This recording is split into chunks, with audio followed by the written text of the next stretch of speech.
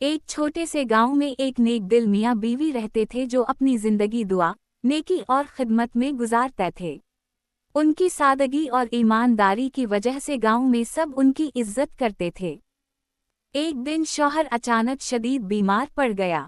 بیوی نے ہر ممکن کوشش کی، لیکن اس کی حالت بد سے بدتر ہوتی گئی۔ اس نے اللہ کی رحمت پر یقین رکھتے ہوئے دعا کرنا جاری رکھا اور صدقہ و خیرات میں بھی اضافہ کر دیا۔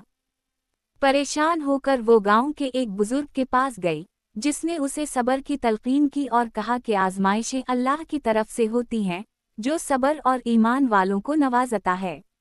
یہ سن کر بیوی کا ایمان مزید مضبوط ہو گیا۔